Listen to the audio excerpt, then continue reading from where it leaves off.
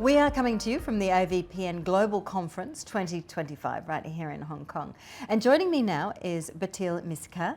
Bathylle is the Head of Networks, Partnerships and the Gender Division for the OECD. Welcome. Thank you. Thanks so much for joining us today. Thanks for having me. So tell us about your priorities for 2025.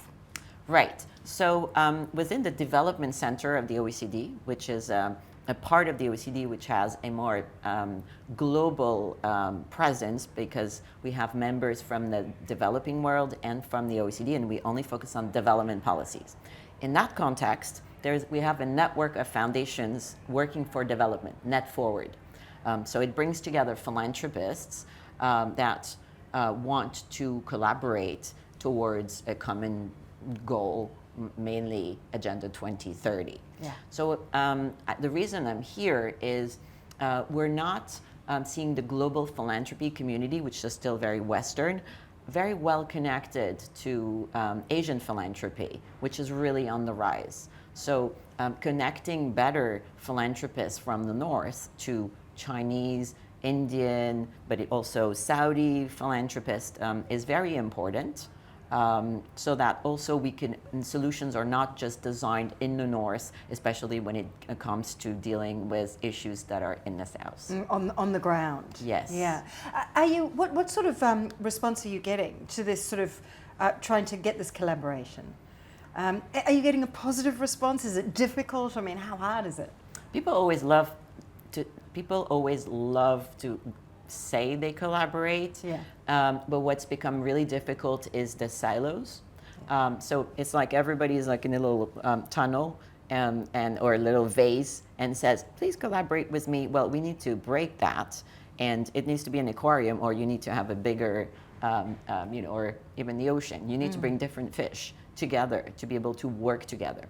And what we're facing now is a massive reduce in public resources. You've seen with the demise of USAID, the OECD estimates that ODA will also go down significantly.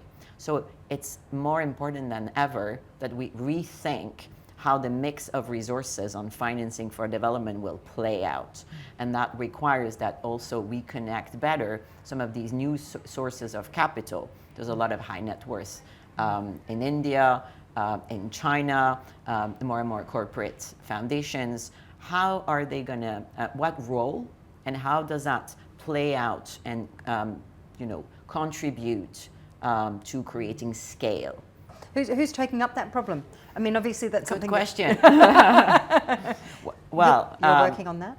Well, the OECD has the DAC, the Development Assistance Committee, yeah. which provides public resources in terms of development. So, fragile states, low-income countries, that's still a priority for a number of donors. But it's true that what we've seen from the cuts and the expected cuts still coming is that it will affect these countries in priority. So I think there is now a realization, especially in the health space, that there's going to need to be a different approach. Yeah. One of the keys is, of course, to localize efforts to minimize the number of intermediaries and to rely more also on the capacity of local actors to generate resources and to make these partnerships. So one of the frontier topics is, for example, how can philanthropy contribute to domestic resource mobilization, which is usually not two terms that we hear together.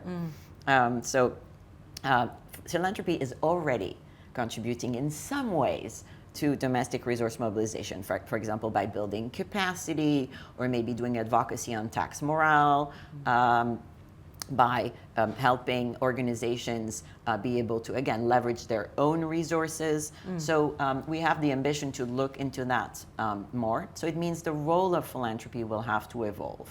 And I think with new philanthropists coming and also servicing local markets, this is going to be a very different game. It's going to be easier in this part of the world where resources are within the countries. For example, India has more philanthropy and CSR from within than whatever they receive from philanthropy from outside. Same for China.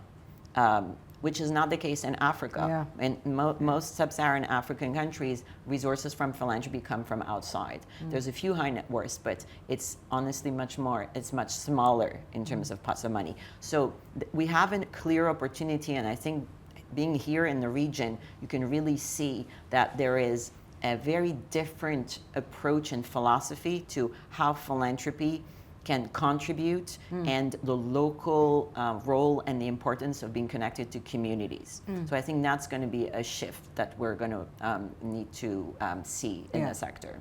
Now, one of your role, of course, is part of the head of the networks for the gender division.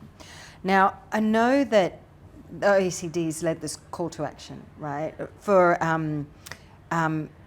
applying a gender lens to what's happening in the climate space. Absolutely. What sort of response are you getting to that? I mean, is this something that's being welcomed?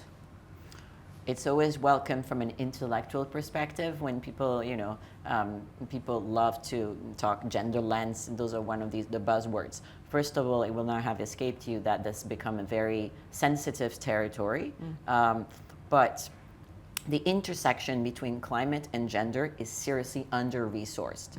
And people also in the general public, but sometimes in more specialized conferences, do not see climate change as a gendered issue, which is insane because our research at the OECD shows that women and girls are 14 times more likely to die in the event of a climate disaster.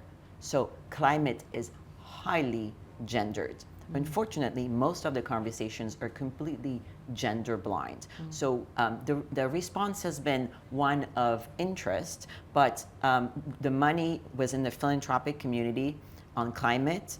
The money is on the climate side. It's not on the gender funders. Gender side. So we're seeing now a lot of philanthropic communities saying, how could we access, we need to increase the pot because, our area is so important, but we need, so instead of saying, why don't you join our party? Why don't you bring the climate funders into the gender space? I think what we have to do is bring a gender lens across, a climate and gender lens across what philanthropy does. Across everything. Take AI and education. You can have a conversation about how philanthropy contributes to, education and bringing AI into education, into low resource settings, because that's really the challenge. But if you do not have a gender lens, and you need a differentiated approach for how you're going to bring young women up to speed or skilled in terms of AI. But in a country where they might be married at 15, you need a different approach. So not having a gender lens is it's not just a rights issue, it's an economic issue. And what we're seeing now is more and more countries need women on the labor force. There's aging population. You need also them to transition from from unpaid care work to the labor force. But so how do you do that? So unless we bring this gender lens to climate, to education, to agriculture, we're not going to be very successful. And this is points of GDP. This is not just a rights issue. Yeah, absolutely. Bathylle, it's been so lovely to speak to you today. Thank you so much for your time. Thank you. Thank you for having me.